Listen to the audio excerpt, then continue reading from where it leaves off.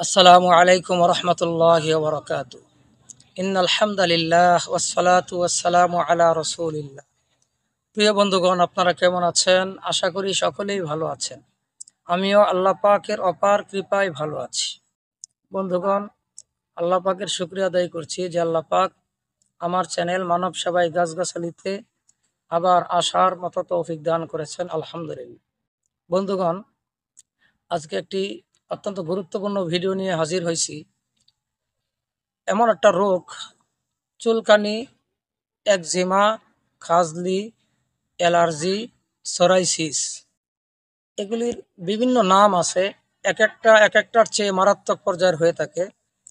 এগুলি আমি ভিডিওতে দেখাবো।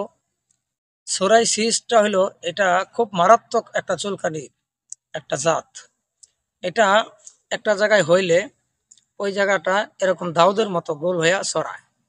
এটার একটা কষ যদি অন্য জায়গায় লাগে, তাহলে ওই জায়গায়ও এরকম আবার চুলকানি বের হয়, গোটা বের হয়, চুলকায়।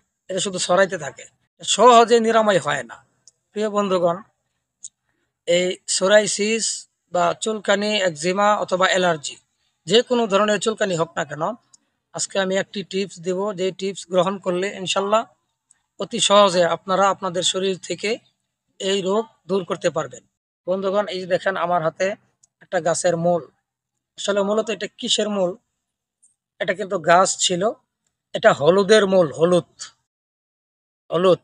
একটা হলো হলুদের সেই বের হয়, আরেকটা হলো, এটা হলো মাদার হলুদ।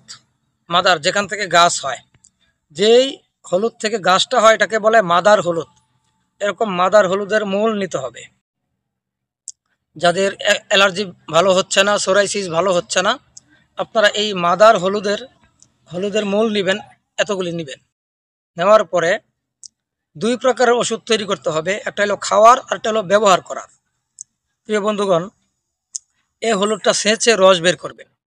1 চামচ পরিমাণ রস এবং 1 চামচ পরিমাণ খাঁটি মধু এটার সাথে মিক্স করে, সুন্দর করে মিক্স করে আপনারা প্রতিদিন রাতে ঘুমানোর আগে খাইবেন, আবার সকালে আরেকবার খাইবেন। আর এটা হলো খাওয়ার ওষুধ, একটা দিলাম। আরেকটা হইলো ব্যবহারের ওষুধ। ব্যবহারের ওষুধ হইল এই মাদার হলুদের মূল, এটা নেবেন।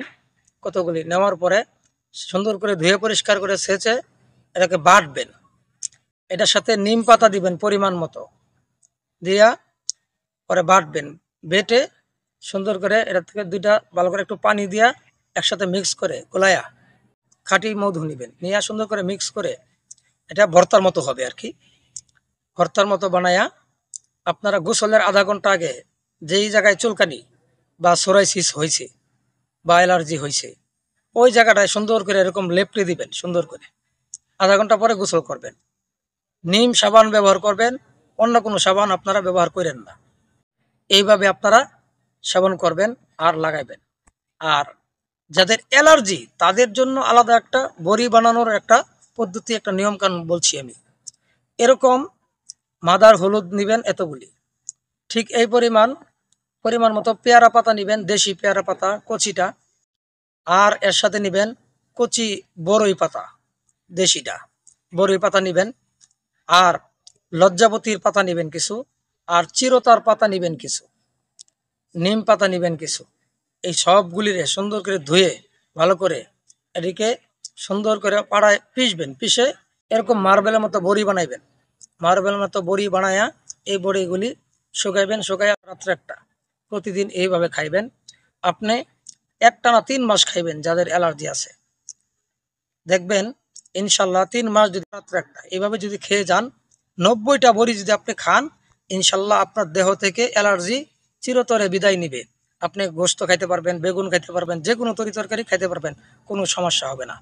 প্রিয় বন্ধুগণ, আপনারা এই টিপস গ্রহণ করেন, ইনশাল্লাহ অনেক অনেক ফায়দা পাবেন।